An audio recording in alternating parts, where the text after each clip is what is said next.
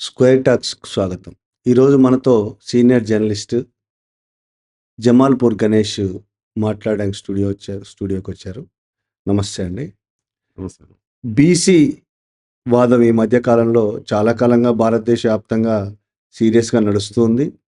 ఉత్తరప్రదేశ్, బీహార్ లాంటి చోట్ల బీసీలే దాదాపు నాయకత్వ స్థానానికి వచ్చిన పరిస్థితి ఉంది. ఈ తెలుగు రాష్ట్రాల్లో కూడా ఈ మధ్య కాలంలో బీసీ వాదం బాగా బలం పుంజుకుంటోంది.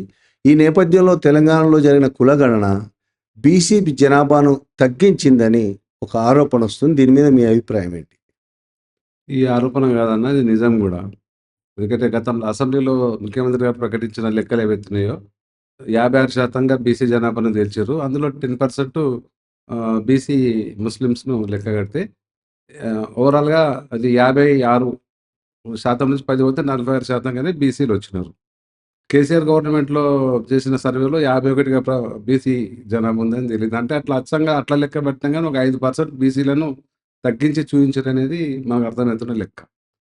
అయితే బీసీలు ఎప్పుడైతే కొంచెం రాజకీయంగా కొంచెం అంటే మా వాటా మాకు దక్కాలని ఎప్పుడైతే లొల్లి బొబ్బ మొదలవుతుందో అప్పుడు ప్రభుత్వాలు ఏదన్నా దాన్ని నీరు జల్లడానికి, కంట్రోల్ చేయడానికి, డ్యామేజ్ కంట్రోల్ చేయడానికి యంత్రాంగాన్ని వాడుకొని ఈ జనాభాను తక్కువ చూయించడం అనేది అది సర్వసాధారణంగా కనబడుతూ ఉంది.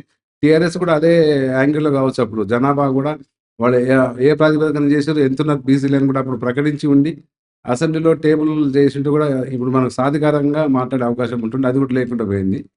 కాబట్టి ఏదో గఫ్లత్ జరిగింది, ఏదో గోల్‌మాల్ జరిగింది అనేది మాత్రం అది నిజంగానే అనిపిస్తున్నది. బీసీల విషయంలో ఈ విధంగా గోల్‌మాల్ కావచ్చు, మీరన్నట్లు గఫ్లత్ కావచ్చు, అన్యాయం చేయడం కావచ్చు, ఒక్క కాంగ్రెస్ ప్రభుత్వమేనా, కాంగ్రెస్ పార్టీ అయినా అన్ని పార్టీలు ఆ విధంగానే ప్రవర్తిస్తున్నాయని భావిస్తున్నారు. అన్ని పార్టీలు దాదాపుగా బీసీల రాజకీయ చైతన్యాన్ని ఓటు బ్యాంక్‌గా మాత్రమే చూస్తున్నారు. అది చాలా అది కేటగారికల్‌గా ఏ ఎన్నికలలో మనకు కనబడతా ఉన్నది. ఎగ్జాంపుల్ చూస్తే మనము ఇప్పుడు కాంగ్రెసు అది బీసీ సమాజానికి మేము హిస్టారికల్ ఏంది హెల్ప్ చేసినాము. చారిత్రక ఒక ప్ర ఒక ఒక ప్రాధాన్యత దొరికే విధంగా మేము గణన చేసినామని చెప్పారు కదా! అసలు ఈ గవర్నమెంట్ చేసింది బీసీ జనగణన కానే కాదు. కుల జనగణనే.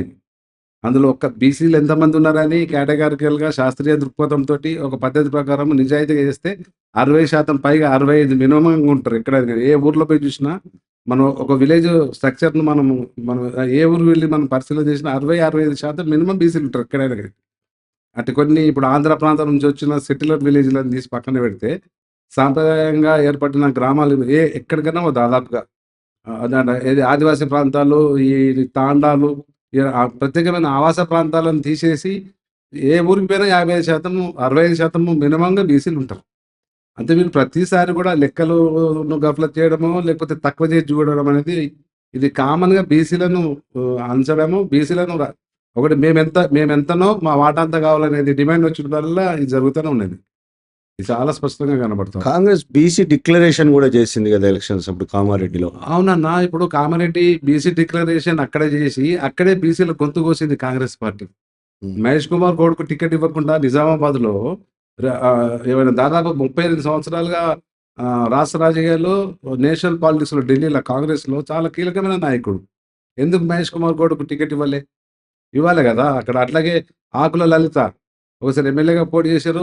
ఆమె స్థానిక సంస్థల ఎన్నికలలో చాలా బాగా యాక్టివ్ రోల్ ప్లే చేసిన ఒక మున్నూరు కాపు బిడ్డ ఆమె. అట్లాగే ఇప్పుడు మన జాజుల సురేందర్‌కి ఇచ్చినా గాని ఆయనని ఎట్లాగా పట్టించిందో కాంగ్రెస్ చూసినాం మనం. ఎల్లారెడ్డిలో ఆయన పోటీ చేస్తే యంత్రాంగం అంతా సపోర్ట్ చేయలేరు. అగ్రవర్ణాలు రెడ్డిలు చాలా మంది యాంటీ చేసినారు. ఆళ్ళందరూ కూడా బాన్సువాడ నియోజకవర్గం పోయి కాంగ్రెస్ అభ్యర్థి కోసం పనిచేశారు గానీ ఎల్లారెడ్డిలో పనిచేయలే. అంటే ఎక్కడైతే కామారెడ్డి గడ్డ మీద మేము బీసీ డిక్లరేషన్ అదొక హిస్టారికల్ ఈవెంట్‌గా ఎన్నికలలో గెయిన్ చేసుకోవడానికి కామారెడ్డిలో డిక్లరేషన్ చేసిందో, ఆ కామారెడ్డి గడ్డ మీదనే బీసీలు గొంతు కోసింది. టికెట్లు ఇవ్వలే అక్కడ.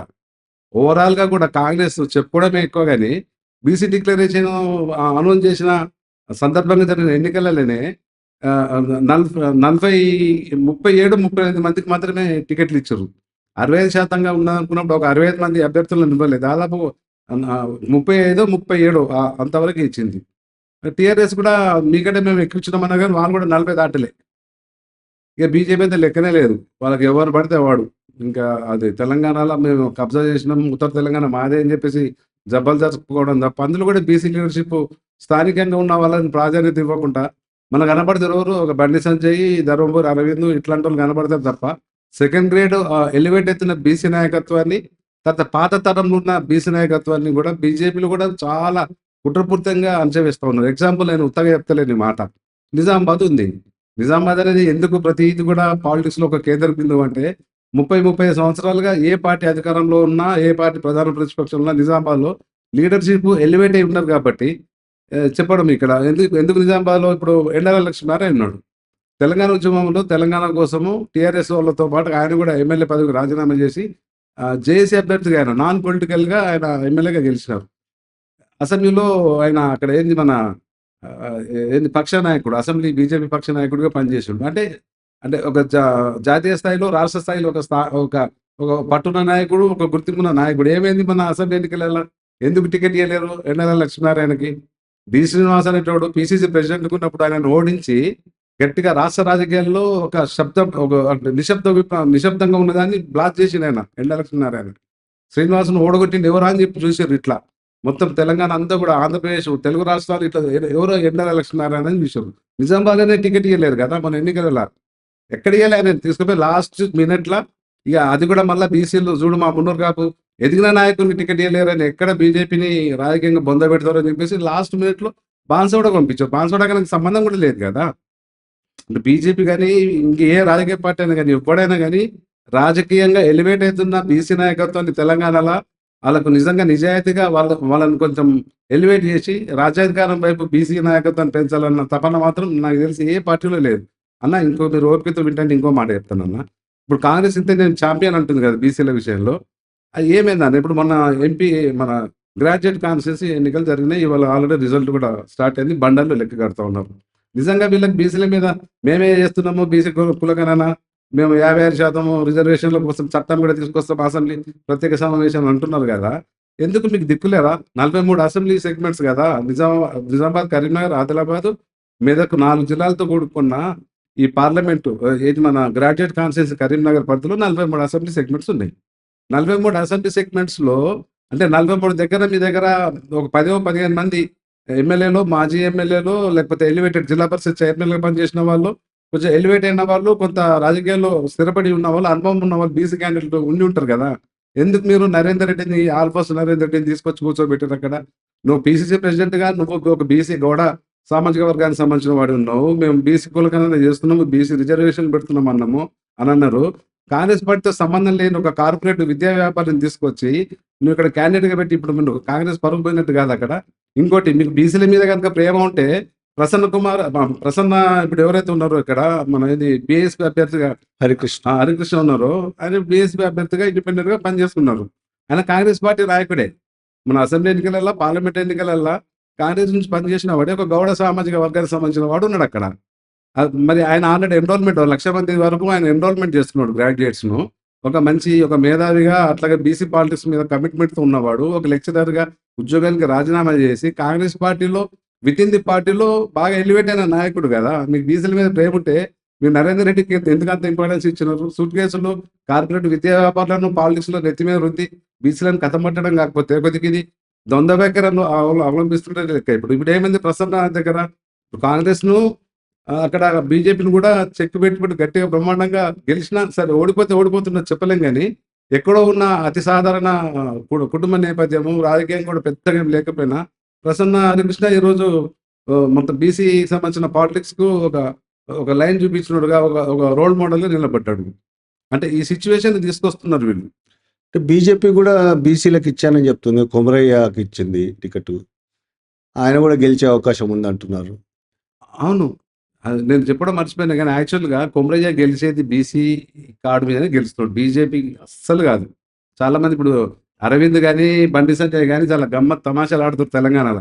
ఉత్తర తెలంగాణ మాదే, మేము 3 ఇక్కడ 8 మంది ఎంపీలను గెలిచినాము, 7 ఎమ్మెల్యే స్థానాలు గెలిచినాయి, నిజామాబాద్, ఆదిలాబాద్, కరీంనగర్ మొత్తం మేము కబ్జా చేసినాం, మెదక్ కూడా మాదే, సౌత్ తెలంగాణలో మెదక్, ఉత్తర తెలంగాణలో 3 జిల్లాలు, వరంగల్ వాళ్ళు క్లెయిమ్ చేసుకుంటలేరు ఇంకా. మేమే అంటున్నారు కదా. మరి బీజేపీకి మీకు అంత బలం ఉండి అక్కడ కొమరయ్య టీచర్ కాన్స్టిట్యూన్సీ నుంచి గెలుస్తున్నాడని మీరు విరవీగుతున్నారు కదా బీజేపీ ఓట్ బ్యాంక్ తోటే. మరి 25,000 మంది ఓటర్లు టీచర్లు, మరి 25,000 మంది ఓటర్లు మీకు బీజేపీ కనుక సపోర్ట్ ఇస్తుంటే ఏమైంది మరి గ్రాడ్యుయేట్ కాన్ఫరెన్స్ కూడా మీరు గెలవాలి కదా. అంటే ఆడ ఓటు క్రాస్ జరుగుతున్నట్టే లెక్క కదా అక్కడ. అంజిరెడ్డికి లేదు అక్కడ అవకాశం ఇప్పటివరకు అయితే. ఏమైనా కానీ సెకండ్ ప్రియారిటీ ఓటుతోటి ప్రసన్ననే గెలిచే అవకాశాలు లేవు. అంటే అక్కడ ఒక కొమరయ్యను ఒక మునూరు కాపు సామాజిక వర్గానికి సంబంధించిన వాడిగా చూసి హక్కును చేర్చుకుంటున్నారు. ఇక్కడ మన ప్రసన్నను కూడా ఒక బీసీ సామాజిక వర్గంగా చూసుకొని ఓన్ చేసుకుంటున్నారు. ఇక్కడ బీజేపీకి కాంగ్రెస్కు సంబంధించిన అభ్యర్థులు ఇద్దరు కూడా ఒక సామాజిక అణచివేతలో భాగంగా ప్రజలు బీసీ సమాజం వీళ్ళకి బుద్ధి చెప్పాలనే దాంతో గట్టిగా నిలబడ్డారు కాబట్టి వాళ్ళిద్దరు అభ్యర్థులు కింద మీద పడుతున్నారు. ఒక ఆయన గెలిచినా ఎవరు మన కొమరయ్య బీసీ వాదమే. బీజేపీ కాక గెలిచితే కనుక ఇక్కడ అంజిరెడ్డి కనుక నిజంగా కూడా గ్రాడ్యుయేట్ కాన్స్టిట్యున్సీ అభ్యర్థిగా కరీంనగర్లో గెలిస్తే ఓకే మాకు ఉంది పట్టుకు చూడడానికి కాళ్ళ దగ్గర వేసి, కానీ ఆ సీన్ లేదనేది స్పష్టమవుతా ఉన్నది. అంటే ఇప్పుడు మీరు అన్నారు మేము గెలిచాము 8 సీట్లు ఎంతో గెలిచాము, 8 సీట్లు అసెంబ్లీ సేవ. అసెంబ్లీ గెలిచారు, ఎంపీ సీట్లు గెలిచారు కదా, మరి వాళ్ళకి బలం ఉన్నట్టే కదా. అవునే ఇప్పుడు కూడా మేము అందుకే గెలుస్తున్నాం అంటున్నారు కదా. గతంలో అయితే బలం ఉన్నట్టేనా? ఇప్పుడు పాలిటిక్స్ లో ఇవాళ ఉన్నది రేపు ఉండదు అన్న. మొన్నటి వరకు గెలిచి ఉండొచ్చు. ఇప్పుడు మరి అంత బలం అది కంటిన్యూ అయి ఉంటే ఇప్పుడు అరవింద్ కానీ తర్వాత బండి సంజయ్ కానీ గ్రాడ్యుయేట్ కాన్స్టిట్యున్సీ పోలింగ్ తర్వాత మీడియా ముందుకు వచ్చిర్రా, సోషల్ మీడియాలో మాట్లాడిర్రా, మేమే గెలుస్తున్నాం మరి ఇట్లా కాలాలు ఎగరేసిర్రా?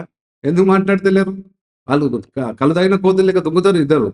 మేమే బీసీలము మాదే సామాజిక న్యాయం, మా ప్రధానమంత్రి మా మోడీ ఒక బీసీ అని చెప్పేసి మాట్లాడతారు కదా. ఎందుకు తేలిగొట్టిన దొంగల లెక్క వీళ్ళిద్దరు ఎందుకు కాముకుంటున్నారు?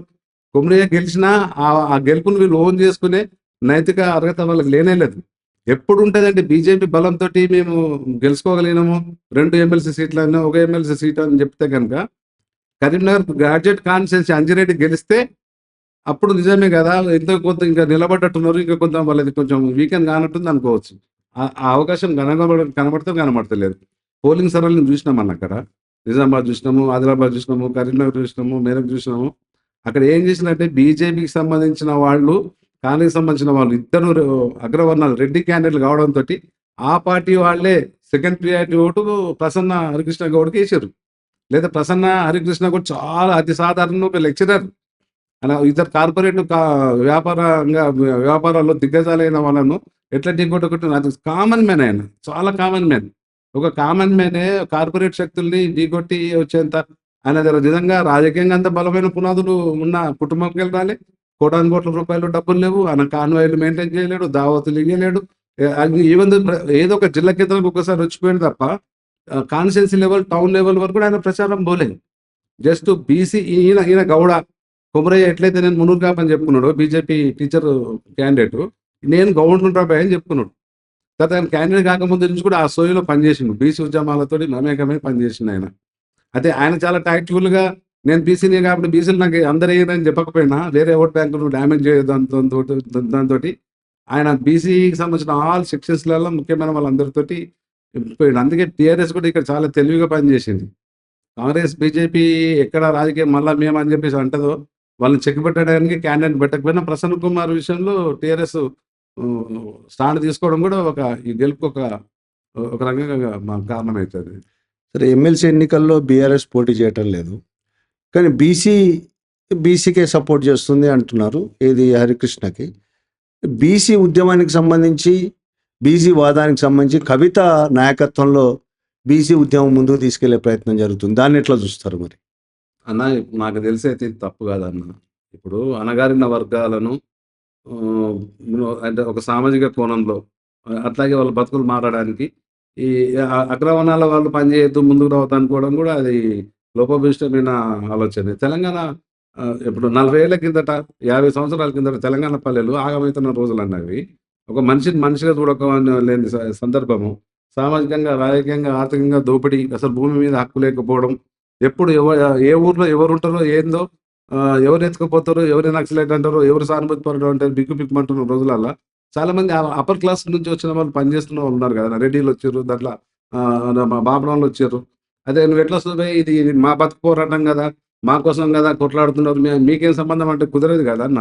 మరి ఆ మాటకు వస్తే అణగారిన వర్గాలకు సంబంధించిన వాడు ఎలివేట్ అయిన నాయకుడు ఎవడొచ్చి మాట్లాడేది ఇప్పటిదాకా కులంతో ముడిపెట్టదు. అట్లానంటే కులంతో అదే క్రైటీరియా అయితే కనుక వాళ్ళ తెలియకపో వాళ్ళ చేతులు ఉంటే పుట్టుక అనేది పుట్టకపోతురేమో కదా. వాళ్ళు కూడా అంటే ఎటువైపు నిలబడుతున్నారు, ఏ సమాజం వైపు మాట్లాడుతున్నారు, ఎవరి కోసం మాట్లాడుతున్నారు అనేది చూడాలి తప్ప, మొన్నటి వరకు నిజమే అణగారిన వర్గాలు, బీసీలు, ఎస్సీలు, ఎస్టీలు, మైనార్టీల గురించి ఆలోచించకపోవచ్చు. ఇప్పుడు ఆలోచిస్తా, నేను వస్తా, పని చేస్తా అంటే వద్దనడానికి మనమేమో అంటున్నా. రాముడికి వస్తే ఇప్పుడు బీసీలలో ఉండే వాళ్ళు ఎంతమంది పనిచేస్తున్నారు? వివేక్ ఉన్నాడు, దళితుల కోసం పనిచేస్తున్నాడా? ఇప్పుడు అట్లాగే ఇక్కడ కూడా చాలా మంది కోటాను కోట్ల రూపాయలు ఉన్న బీసీ నాయకత్వం ఉంది కదా. కార్పొరేట్ వ్యక్తులు, సంస్థలు పెద్ద పెద్ద నడుపుతున్నాం అన్నారు కదా. వాళ్ళు ఎందుకు పని చేయరు? కవిత రావద్దాం అనుకుంటే కనుక వాళ్ళు వచ్చి ముందు వరుసలో ఉండి పని చేయాలి, ఒక 10 పైసలు ఖర్చు పెట్టాలి. ఇప్పుడు ఆమె తన కోసం కాదు కదా. ఇప్పుడు నేను అడిగిన ప్రశ్నని మీరు రాంగ్ అర్థం చేసుకున్నాను. కవిత రావడం రాకపోవడం గురించి కాదు. కవిత నాయకత్వంలో బీసీ ఉద్యమం జరుగుతుంది. మిగతా 2 పార్టీల కంటే బీసీ ఎక్కువ ఇంపార్టెన్స్ బీఆర్ఎస్ ఇస్తున్నట్ట, అది నా ఉద్దేశం. ఇస్తున్నట్టేనన్నా. మన ఎన్నికలలో టికెట్లు 40 వరకు ఇచ్చినారు, అసెంబ్లీ టికెట్లు. తర్వాత ఇప్పుడు వచ్చే స్థానిక సంస్థల ఎన్నికలలో ఇంకా దాన్ని పెంచుతామంటున్నారు. బీసీ దాన్ని ఒక సోషల్ ఇష్యూగా తీసి గట్టిగానే రాజకీయ వాటా కోసం ఎంతో కొంత నిలబడాలి మిగతా పార్టీల కంటే అనే దాంతోటి ఉన్నారనేది అర్థమవుతున్నది, ఉంటారు కూడా. గతంలో ఈ జనాభా గణన, కులగణన జరిగినప్పుడు 61% బీసీ వచ్చింది. అది ప్రకటించుంటే బాగుండేది. కేసీఆర్ కు నిజంగా కూడా బీసీ వైపు ఉన్నారు అని చెప్పడానికి అవకాశం ఉండేది కదా. ఎందుకు ప్రకటించలేదంటారు మరి? అది ప్రకటించకపోవడం మాత్రం ఇప్పుడు విమర్శలకు అవకాశం ఇచ్చినట్టయింది. ఇప్పుడు మన రేవంత్ గవర్నమెంట్ ఎట్లయితే సరే లెక్కలు తప్ప ఒప్ప కానీ అసెంబ్లీలో టేబుల్ చేసి దాన్ని మన అసెంబ్లీ రికార్డుల్లో దాన్ని జత చేయగలిగి ఉంటే దానికి సాధికారత ఉంటుండే, పబ్లిక్ డొమైన్లో ఉంటుండే. ఇప్పుడు గట్టిగా అడగడానికి కూడా అవకాశం ఉంటుండే. అప్పుడే 51 ఉన్నాం కదా. మీరు చెప్పింది వాస్తవం, చేయాల్సి ఉండే. కారణాలు ఏమైనా కావచ్చు కానీ చేయలేరు. పబ్లిక్ డాక్యుమెంట్గా దాన్ని అన్ని ప్రజల ముందు పెట్టకపోవడం వల్ల జరిగిన నష్టమే అది. ఇప్పుడు ఈ బీసీ ఉద్యమం అనేది పొలిటికల్ పార్టీస్ చేస్తున్నాయి, బయట బీసీ ఉద్యమకారులు కూడా చాలామంది చేస్తున్నారు. ఇది నిజంగానే బీసీలకు నిజమైన అర్థంలో రాజ్యాధికారం, సంపద, సమాన సంపద తీసుకొస్తుందంటారా? రమణ, మీరు అడిగిన ప్రశ్న చాలా వాల్యుబుల్ అయింది. నిజంగా బీసీ రాజకీయ చైతన్యంతో బీసీ సమాజానికి ఏమైనా మేలు జరుగుతుందా, నిజంగా కనుక బీసీల బతుకులు మారుతాయా అనే ఏదైతే ప్రశ్న ఉన్నదో, నిజంగా ఇది చాలా సంక్లిష్టమైన పరిస్థితి. మనం తెలంగాణ ఉద్యమంలో కూడా ఇట్లాగే చూసినాం. మనం తెలంగాణ ఉద్యమంలో అందరం కూడా కామన్ ఫెనామిన్ ఒకటే మాట్లాడినాం, తెలంగాణ రాష్ట్రం వస్తే చాలు, తెలంగాణ రాష్ట్ర సాధనతోటి మొత్తం బతుకులు మారిపోతాయి, అవి వస్తాయి, ఉద్యోగాలు వస్తాయి, వనరుల మీద మనకు పట్టు వస్తుంది, వనరుల పంపిణీ జరుగుతుంది అని అనుకున్నాం. కానీ అది ఇప్పుడు కూడా తెలంగాణలో జరుగుతున్న బీసీ ఉద్యమంకు తెలంగాణ ఉద్యమానికి సేమ్ పోలిక ఉంది. నిజంగా కూడా ఇప్పుడు ఇది బీసీలకు రాజ్యాధికారం కావాలనే ఏదైతే ఈ చర్చ అసెంబ్లీ ఎన్నికల నుండి చాలా స్పీడప్ అయింది బాగా. అంటే ఈ భావన కూడా బాగా పెరిగింది. ఎందుకంటే అసెంబ్లీ ఎన్నికలలో టికెట్ల బట్టువాడలో జరిగిన తతంగం కానీ, ఆ తర్వాత అంటే అన్ని రాజకీయ పార్టీల నుంచి అసెంబ్లీలో ప్రాతినిధ్యం బీసీలకు ఎంత ఉందనేది పరిశీలన తర్వాత అది బాగా సోషల్ మీడియాలో వైరల్ కావడంతో బాగా బీసీలో నిజంగా ఇంత రాజకీయంగా అణచివేత గురవుతున్నామన్న ఒక ఆలోచనతోటి వాదము కొంత అంటే రాజకీయ పార్టీల ఎజెండాతోటి, తర్వాత వ్యక్తులుగా కొన్ని సంస్థలు కూడా గట్టిగా పనిచేయడం వల్ల అయింది. ఎందుకంటే ఇప్పుడు అసెంబ్లీలో 119 సీట్లు ఉంటే అందులో నీకు రెడ్డిలు 43 మంది ఉంటారు. 60% ఉన్న బీసీలకు సంబంధించిన ఎమ్మెల్యేలు ప్రాతినిధ్యం వహిస్తున్నది 19 మంది. ఎస్సీలకు సంబంధించిన 19 మంది ఉన్నారు, ఎస్టీలకు సంబంధించిన 12 ఉన్నాయి. అవి అంబేద్కర్ ఇచ్చిన రాజ్యాంగ రిజర్వేషన్ల వల్ల సాధ్యమైంది. కానీ లేకపోతే అవి కూడా ఓసీలకు పోతున్నాయని ఒక భయం ఒకటి ఏర్పడ్డది. అంటే ఇక్కడ మనం అంటే ఓసీలు అంటే వెల్లమను లెక్క కడితే 13 మంది ఎమ్మెల్యేస్ ఉన్నారు ఇప్పుడు ఈ ఇప్పుడున్న అసెంబ్లీలో. 119లో 13 మంది ఉన్నారు. ఒక 1% వాళ్ళ జనాభా వెల్లమలది. మరి 60% ఉన్న బీసీలకు సంబంధించి చూస్తే మాత్రం 19 మంది. ఇట్లాంటి రాజకీయ అణచివేత కావచ్చు, నిరాదరణ గురవుతున్న లెక్కతోటి ఏమొచ్చిందంటే ఇప్పుడు రాజ్యాధికారం అనేది ఒక ప్రధాన డిమాండ్గా అందరూ దాన్ని కొట్టుకోపోతున్నారు. తెలంగాణ ఉద్యమం కూడా ఇదే ద్రోహం జరిగింది. రాబోయే తెలంగాణ ఫస్ట్ వనరుల సంగతి తర్వాత సంగతి, ఎవరికి ఏంది అనేది తర్వాత సంగతి, ఏ సామాజిక వర్గానికి ఏంది అనేది తర్వాత వచ్చినాక పంచాయతీ పెట్టుకుందాం అన్నాం. ఇప్పుడు వాడు అడిగేటోడు దిక్కులేడు అసలు. అది రేపు ఈ బీసీల ఉద్యమం కూడా ఇప్పుడు లోకల్ బాడీ ఎలక్షన్స్ వచ్చినాయి. మొన్న ఎమ్మెల్సీ ఎలక్షన్లప్పుడు అది ఎట్లయితే అది స్పీడప్ అయిందో, లోకల్ బాడీ ఎలక్షన్స్ రాబోతున్నాయి. కాబట్టి ఇప్పుడు కొందరు ఎంపీటీసీ పదవులను, సర్పంచ్ పదవులను, తర్వాత జడ్పీ చైర్మన్ కావచ్చు అనేమో, ఇట్లాంటి అంటే రాజకీయ అవకాశాల కోసం కొంత ఎలివేట్ అయిన యూత్ గాని, కొంత మిడిల్ క్లాస్ వాళ్ళు గాని, కొంత 10 పైసలు జమ అయ్యి కొంచెం వ్యవసాయంలో గాని, ఇతర వ్యాపారాల ద్వారా గాని డబ్బులొచ్చిన వాళ్ళు పదవుల కోసము దీన్ని ఈజీగా వాడుకోవడానికి అవకాశం ఉన్నాయి. రాజకీయ పార్టీలు కూడా ఇదే కావాలా. ఎందుకంటే నిజంగా రాజకీయ అధికారంలో వాటా బీసీలకు గాని, నిమ్న వర్గాలకు గాని వస్తే బతుకులు మారతాయనుకుంటే మరి నిజంగా గనుక మొన్నటి వరకు యూపీలో చూసినాం మనం, ఉత్తరప్రదేశ్‌లో. అక్కడ బీసీలే మేజర్‌గా రూల్ చేసిర్రు. తర్వాత బెంచ్ కూడా అంటే దళిత రిప్రజెంటేటివ్‌గా అక్కడ కూర్చున్నది. బీహార్‌లో కూడా అట్లాంటి ప్రయోగం జరిగింది. మరి బీహార్‌ల, యూపీలో రాజ్యాధికారం అంటే అంటే బీసీలే, ఎస్సీలే రాజ్యాధికారాన్ని చలాయించినప్పుడు అక్కడ ప్రజల బతుకుల్లో వచ్చిన మార్పు ఏముంది? అక్కడ ఏది మన వనరుల మీద ఎవరికీ హక్కు లేకుండా పోయింది. ఎస్సీ, ఎస్టీ, బీసీ మైనారిటీలకి. కార్పొరేట్ సంబంధించిన శక్తులు అక్కడ విపరీతంగా ఆల్రెడీ మొత్తము మన గద్దలెక్క వాలి అన్నీ చేసుకుంటున్నారు. ఇప్పుడు ఆదివాసీ ప్రాంతాల్లో కూడా ఛత్తీస్‌గఢ్, మహారాష్ట్రలో కూడా ఈ గడ్చిరోలి అటువైపు కూడా అదానీ, అంబానీలకు అడవులను కట్టబట్టే ప్రయత్నం చేస్తున్నారు. అంటే ఇప్పుడు తెలంగాణ ఉద్యమం అప్పుడు ఇవి మాట్లాడలేము. బీసీల ఉద్యమంలో కూడా ఓట్లు, సీట్ల కోసమే మనం మాట్లాడుతున్నాం తప్ప సంపదను అంటే తమాషా ప్రకారం పంపిణీ చేయాలనే మాట ఎక్కడ లేదు. ఉంటే గనుక తెలంగాణలో నిజంగా ఇప్పుడు ఇక్కడ మన ముదిరాజులున్నారు. ముదిరాజులకి, బెస్తోళ్ళకి వాటి మీద చెరువుల మీద హక్కు ఉండాలి. ఎక్కడ లేదు. ఇప్పుడు ఆల్రెడీ ఏంది మన ఆంధ్ర సంపన్న వర్గాలకు సంబంధించిన వాళ్ళు బినామీ పేర్ల మీద తెలంగాణ చెర్లలలో నీకు వందల వేల టన్నులలో లారీలను తరలించుకోబోతున్నారు. అట్లాంటి చర్చ ఇక్కడ జరుగుతలేదు. గనుల మీద ఇక్కడ ఒడ్డెర రాకుండాలా ఎంబీసీలు వాళ్ళు. మరి నిజంగా మరి తెలంగాణ ఉద్యమము లో ఎట్లయితే దగా జరిగింది, ఇప్పుడు కూడా అదే జరుగుతుంది. ఒడ్డరోళ్ళకు ఖచ్చితంగా వాటి మీద హక్కు ఉండాలా, గనుల మీద, కంకర క్వారీల మీద ఉండాలా, ఇసుక రీచ్‌లలో కూడా వడ్డోళ్ళకి ఇయ్యాలని చెప్పేసి ఎక్కడైనా డిమాండ్ వస్తుందా? ఈ బీసీ ఉద్యమంలో కూడా అదే వస్తలేదు. అది బీసీ అట్లాగే ఇప్పుడు మనం ముదిరాజులు ఇట్లా ఉంటే, బెస్త వాళ్ళు అట్లా ఉంటే, ఇంక మిగతా వృత్తి కులాలు కూడా ఆల్రెడీ పోతున్నాయి. నీకు ఆర్యకటిక వాళ్ళకి దాని మీద సంబంధం లేకుండా పోయింది. ఇతర వాళ్ళు వచ్చేసి చేస్తున్నారు.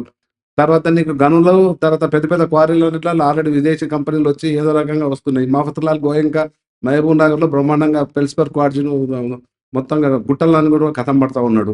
నిజంగా మరి అట్లాంటి వనరులు స్థానికంగా ఉన్న ఎస్సీ, ఎస్టీ, బీసీ మైనారిటీలు 90% ఉన్నప్పుడు ఇది వాళ్ళ దగ్గర సంపద వాళ్ళకి పంచాలా? లేకపోతే నువ్వు వాడికి ఇచ్చినా గానీ వాడి ద్వారా వచ్చే గవర్నమెంట్‌కి వచ్చే రాయల్టీల ఇంత పర్సెంట్ ఎస్సీలకు, ఎస్టీలకు, బీసీలకు ఖర్చు పెడతామనేది ఉండాలి కదా లెక్క అది. అంటే ఆస్తులు ఇక్కడ వనరుల పంపిణీ విషయంలో మాత్రం అందరూ తోడుదొంగలే.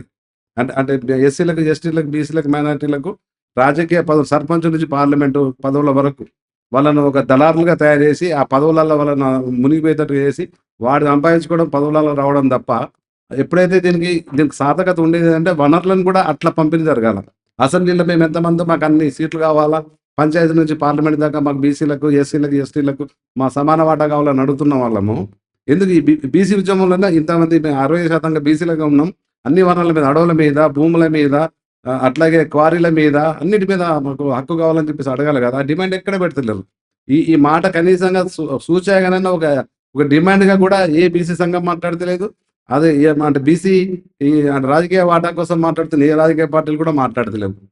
అంటే ఇప్పుడు ఎట్లా చూడు, అంటే వనరుల మీద ఆధిపత్యాన్ని చెలాయించే రాజకీయ పార్టీలు, కార్పొరేట్ ఇవి కుమ్ముక్కై వీళ్ళను తాయిలాల లెక్కన ఒక రకంగా సర్పంచ్ నుంచి పార్లమెంట్ దాకా పదవులను పంచి వాళ్ళని అట్లా జోగొట్టి వనరులను కొల్లగట్టే ప్రయత్నమే.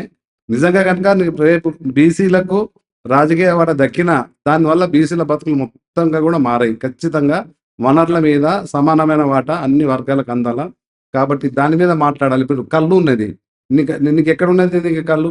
అసలు ఏది మన దేవేందర్ గౌడ్ ఉన్నప్పుడు ఎన్టీ రామారావు అప్పటి నుంచి మేము కల్లు పథకం పెట్టినాము. ఏది మన ఈత వనాలు, తాటి వనాల పెంపకం అని చెప్పి మన టీఆర్ఎస్ గవర్నమెంట్ వరకు అది కొనసాగింది. నీకెక్కడ ఈత వనాలున్నాయి? ఎక్కడ తాటి వనాలున్నాయి? ఆ వనాలను ఎక్కడ పెంచుతున్నారు? ఆ కల్లు ఎంతొస్తున్నది? దాన్ని ఎంత కల్తీ చేస్తున్నారు? లక్షలాది మంది తెలంగాణ ప్రజలు ఇప్పుడు ఏది ఆరోగ్యం కూడా దెబ్బతిన్న పరిస్థితి ఉంది. అంటే బీసీ వృత్తి కులాల సంబంధించిన బతుకులు కూడా ఇప్పటి వరకు కూడా దుర్భరంగా ఉన్నాయి. అంటే ఆర్థికంగా కొంత గౌడ సామాజిక వర్గం కొంత అప్‌కమింగ్ స్టేజ్‌లో ఉన్నప్పటికి కూడా ఆళ్ళ వృత్తి పోయింది. వాళ్ళు కూడా ఇతరత్ర రియల్ ఎస్టేటో, మిగతా వ్యాపారాల మీద ఆధారపడి కోట్లాది రూపాయలు సంపాదిస్తున్నారు కొందరు లక్షాధికారులు. కొందరేమో బతుకు తెరువు కోసం అని ఆల్టర్‌నేటివ్ సైడ్ పోతున్నారు.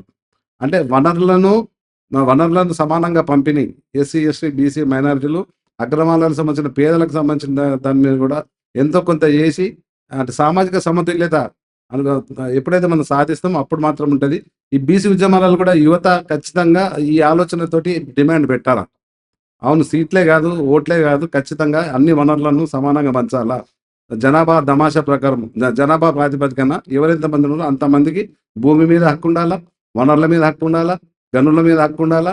తర్వాత ఈ ఈ ఖనిజ సంపదను కొల్లగొడుతున్న వాళ్ళ ఆ ప్రాసెస్ని ఆపాలా. వాటిని స్థానికులకే అప్పచెప్పాలి. వాళ్ళ నాయకత్వంలోనే అక్కడ వ్యాపారం జరగాల, వ్యవహారాలు జరగాల, దాంట్లో వాటా ఉండాలి. ఇప్పుడు ఎగ్జాంపుల్ ఇప్పుడు ఈ మఫత్లాలని నేను చెప్పిన మహబూబ్నగర్‌లో. అలా స్థానికంగా ఉన్న గ్రామ పంచాయతీకి సంబంధం ఉండేది. అట్లాగే అక్కడ స్థానికంగా ఉన్న మామూలు జిల్లా స్థాయి నాయకత్వం కూడా సంబంధం ఉండేది.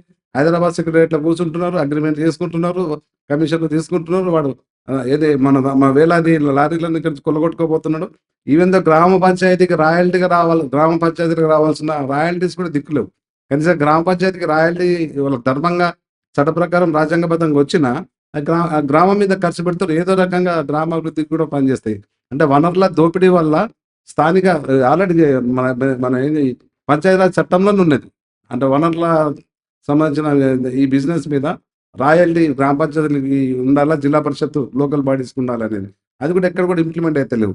అంటే మనము ఆ మూసలో దాంట్లో కొట్టుకోపోకుండా ఓట్లు సీట్ల చుట్టే కాకుండా ఈ వనరుల మీద కూడా మనకు ఖచ్చితంగా హక్కు ఉండాలనేది బీసీ సమాజం, ఎస్సీలు, ఎస్టీలు, మైనారిటీలు గట్టిగా కొట్లాడితే తప్ప ఇక ఈ ఓట్ల సీట్లతోటి మన బతుకులు ఏం మారాయి అనేది ఆ కేటగిరియల్‌గా ఈ సూత్రం మీద ఆధారపడి ఖచ్చితంగా ఆ డిమాండ్‌ని తెర మీద తీసుకురావాలి.